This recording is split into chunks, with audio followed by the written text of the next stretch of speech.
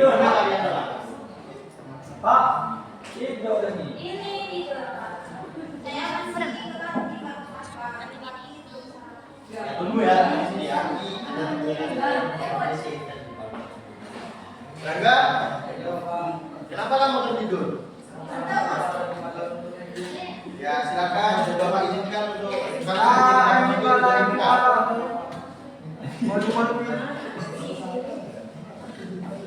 dari mana kalian Pak?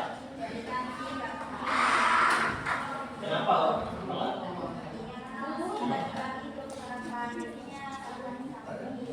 Meskipun begitu, kalian itu harus bisa mengatur waktu ya. Soalnya kalau kalian telat, nanti mengganggu waktu pembelajaran kalian dan fokus teman-teman nanti juga terganggu. Paham? Baik, lain kali jangan telat lagi ya. Untuk saat ini Bapak izinkan untuk masuk kelas. Silakan duduk.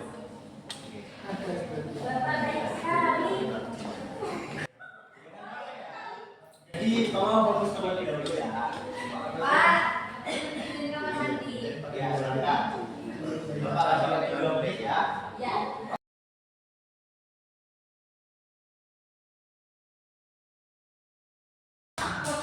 Jangan rame ya, teman-teman. Nah, baik, sebelum pembelajaran dimulai, alangkah lebih baiknya ketua kelas memimpin doa terlebih dahulu. Silakan ketua kelas memimpin doa. Baik. Pelajaran hari ini dimulai. Alangkah baiknya kita berdoa terlebih dahulu. Berdoa dimulai.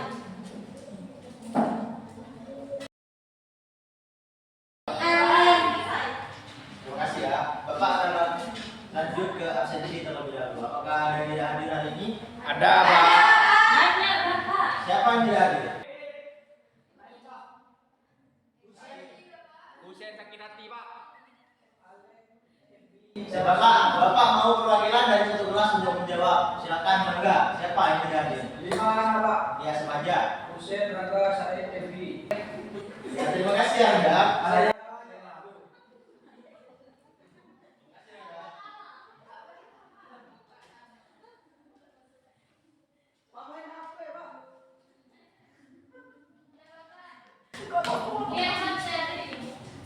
Ya, dari ya tunggu ya. Sekarang kita akan mempelajari tentang teks pidato. Nah, tujuan kalian mempelajari teks pidato supaya kalian bisa memahami pengertian pidato, terus struktur pidato dan juga tujuan dari pidato. Ya, silakan Mas Dewi.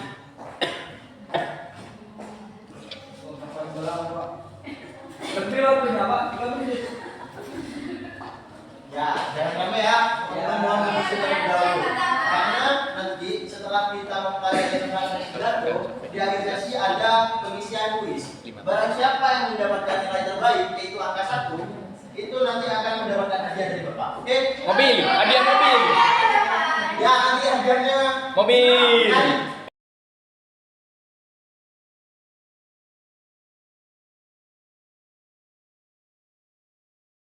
Baik, kita lanjut kepada pengertian teks pidato.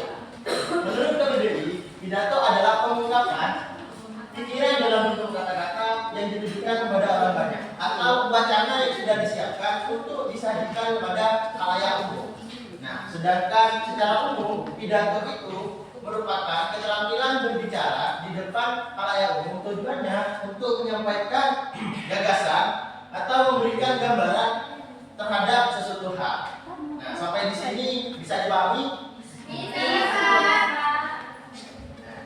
Oke, sekarang kita akan lanjut kepada ciri-ciri teks pidato. Nah, di ciri-ciri teks pidato itu ada 5 poin yang harus kita ketahui. Yang pertama, mudah dan jelas dipahami. Ada yang tahu kenapa pidato itu di dalam dirinya itu harus mudah dan jelas dipahami? Ya, tadi saya angkat tangan. Ya, Sadid. Saya, Pak. Ya. Supaya orang yang mendengarkan bisa langsung paham maksudnya. Gitu, Bapak. Oh ya, benar sekali. Jadi apa yang dikatakan Mas Said tadi, temannya kalian, supaya orang yang mendengarkan itu mudah dan paham apa yang sudah dikatakan di dalam pidato. Jadi di dalam ciri-ciri teks pidato Di mana yang pertama mudah dan jelas dipahami, kita sebagai seorang yang akan berpidato nantinya, pidato kita itu harus mudah dan jelas dipahami. Jangan menggunakan bahasa yang berlibat atau belibet.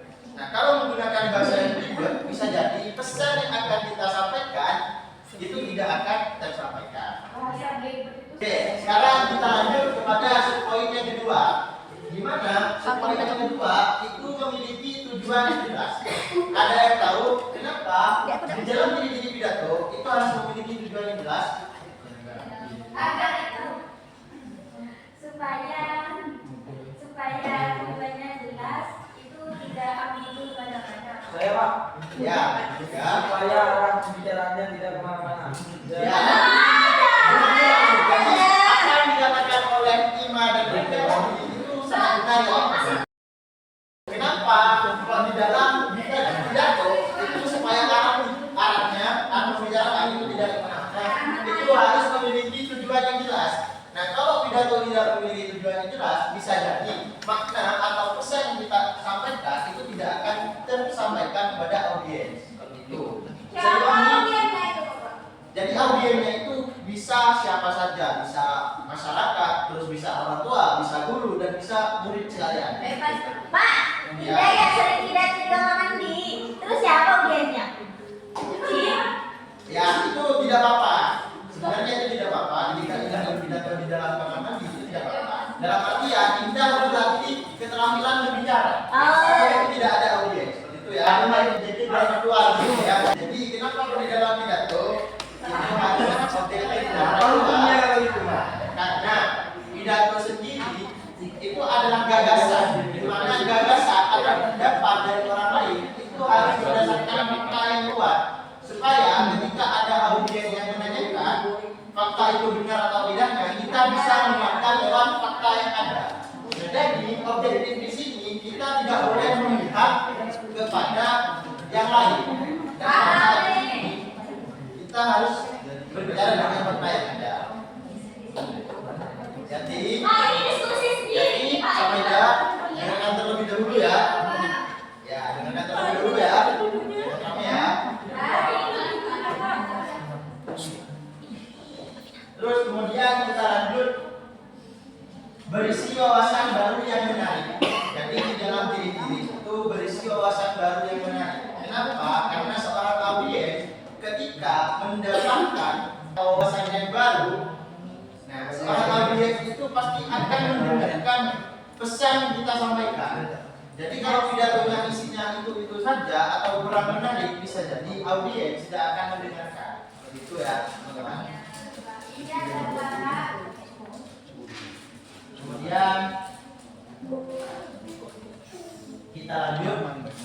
Nah, yang terakhir, biasanya diakhiri dengan kesimpulan. Nah, kenapa kok pidato itu biasanya diakhiri dengan kesimpulan? Karena adanya kesimpulan itu untuk mengulas kembali poin-poin yang penting, poin-poin yang sudah disampaikan oleh seorang pidato atau orator.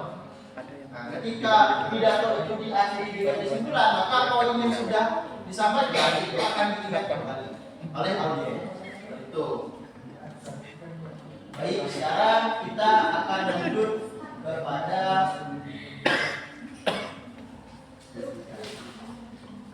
tujuan teks pidato. Nah, di dalam tujuan teks pidato itu ada 4. Yang pertama itu ada informatif, menyampaikan informasi dan pemahaman pada pendengar. Jadi tujuan dari pidato tersendiri yaitu memberikan informasi kepada audiens atau kepada pendengar. Ketika pidato kita harus memikirkan informasi yang akan kita berikan. Jadi tujuannya pidato itu ada informasi, memberikan informasi.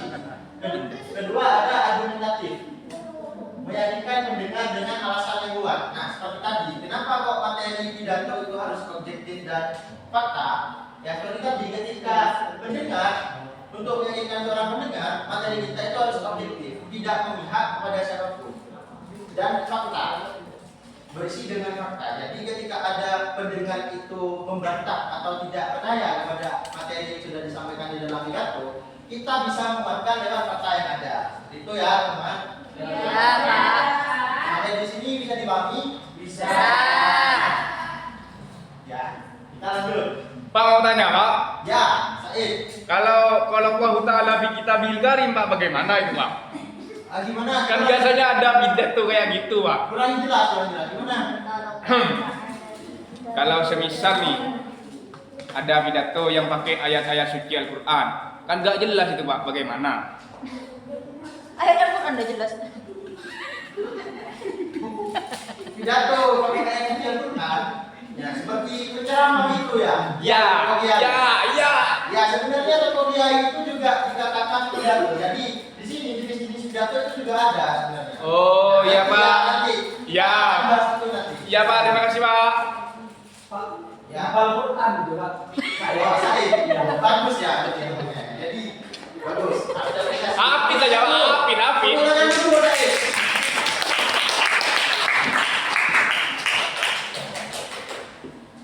Nah, kemudian kita lanjut di mana di sini rekreatif tadi itu menghibur dan membuat mendengar senang. Nah, tujuan dari pidato itu bukan hanya memberikan informasi ya teman-teman, melainkan tujuan pidato itu juga memberikan hiburan atau berisi senang-senang. Contohnya ketika ada yang ulang tahun, nah kita ngundang salah satu tokoh yang bisa berpidato. Dan di dalam pidatonya dia menyampaikan tentang kisah senang. Nah, itu yang dikatakan pidato. Kenapa pidato bisa bertujuan memberikan kesenangan? Ya, seperti itu. Terus persuasif yang terakhir, di mana persuasif ini mengajak pendengar mengikuti ajakan atau ide pembicara. Nah, tujuan pidato itu juga mengajak pendengar untuk mengikuti apa yang sudah disampaikan. Contohnya, ketika Bapak Kepala Sekolah mengatakan bersihkan lingkungan sekolah di dalam pidatonya, maka teman-teman itu harus mengikuti. Seperti itu. Ya, Bisa Pak. dipahami? Bisa, Bapak. Kita lanjut kepada macam-macam pidato. Nah, seperti ini yang dikatakan oleh temannya kita tadi, yang ditanyakan oleh Mas Said. Di mana pidato kalau berisi ayat-ayat suci. Nah, di sini ada yang pertama pidato sambutan. Nah, pidato singkat untuk membuka atau menyambut acara. Jadi pidato sambutan itu pidato yang berisi untuk menyambut suatu acara. Contohnya ketika ada seminar di suatu sekolah atau di suatu institusi, nah maka di situ ada yang sudah siap menyambut. Di situ. Kemudian lanjut kepada pidato perpisahan. Nah, di dalam pidato perpisahan ini disampaikan saat menghadiri kebersamaan atau acara penting. Nah, jadi di dalam pidato perpisahan ini lebih tepatnya ada di kegiatan perpisahan sekolah atau perpisahan pondok pesantren. Nah, seperti itu. Kemudian ada pidato peresmian, membuka acara tempat atau lembaga secara resmi. Nah, jadi ketika kalian nantinya mungkin ya teman-teman atau siswanya Bapak di sini nantinya memiliki suatu perusahaan resmi. Amin. Nah, di situ, nah, kalian bisa berpidato di situ. Maka disinilah yang dikatakan pidato peresmian untuk membuka lembaganya kalian atau ya perusahaannya kalian. Oke, kita lanjut ya. Kita lanjut pidato ajakan seperti tadi yang sudah dijelaskan, di mana mengajak pendengar untuk melakukan hal positif dan bermanfaat. Baik, kita lanjut kepada struktur teks pidato. Nah, di dalam struktur teks pidato itu ada pembukaan, terus ada isi dan juga penutup. Nah, di dalam Pak Hussein mau jelasin katanya Pak. ya Hussein nanti jelasin ya setelah pembelajaran mungkin minggu depan. Hussein mengulas kembali materi yang sudah didapat. Makanya dengerin ya Hussein. Ya Pak. Oh, baik. Nah, di sini ada pembukaan. Nah, di dalam pembukaan itu ada poin tadi, di mana ada salam pembuka, terus ucapan penghormatan, ucapan syukur, dan juga pengantar topik utama. Nah, di salam pembukaan ini kita lanjut nanti ya. Terus di dalam isi itu ada inti pidato. Kemudian yang ketiga itu ada penutup.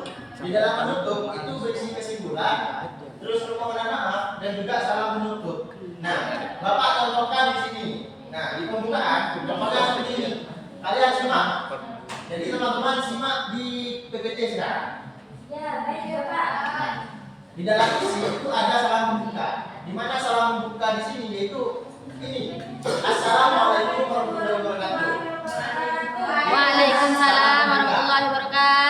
Kristen, Pak. Nah, iya sama. Assalamualaikum warahmatullahi wabarakatuh. Salam budaya, salam Sama kayak bangsa. sama kayak. Nah, seperti itu ya. Sama. Mau tahu Pak? Karena sudah Bapak ini sudah belajar. Lanjut. Yang kedua itu ada penghormatan. Di mana yang kedua di sini itu yang terhormat kepala sekolah. Yang terhormat wakil kepala sekolah. Nah, itu di dalam pembuka. Terus ada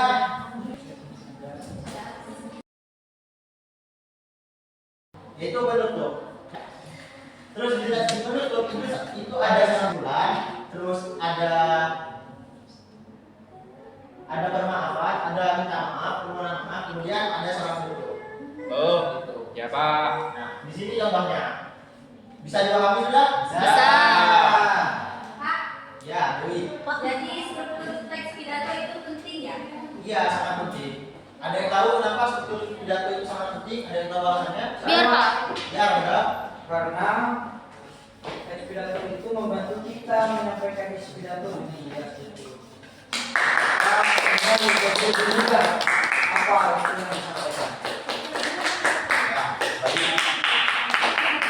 Baik, mungkin itu saja yang materi yang sudah disampaikan dan Bapak ingin kalian menyimpulkan materi yang sudah disampaikan. Ada yang bisa menyimpulkan? Ya, bisa. Menyimpulkan pidato kan Bapak? Ya, silakan bisa. Pidato yaitu suatu bentuk berbicara di depan publik dengan menyampaikan beberapa informasi. Sudah itu aja. Jadi kesimpulan dari Nisa sangat bagus ya. Tepuk tangan.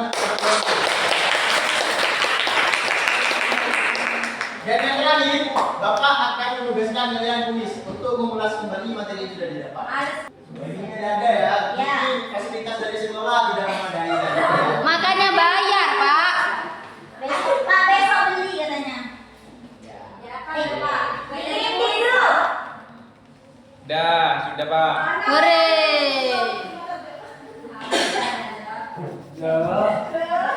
Pulang. Iya, ini sudah beli. Oke. Pak, sudah, Pak. Mungkin karena waktunya sudah selesai ya, sudah mekrek. Untuk hari ini istirahat terlebih dahulu. Kita lanjut minggu depan, oke? Oke, Pak. Bapak akhiri pembelajaran hari ini. Kurang lebihnya mohon maaf yang sebesar-besarnya. Wassalamualaikum warahmatullahi wabarakatuh. Waalaikumsalam warahmatullahi wabarakatuh. Terima kasih Bapak.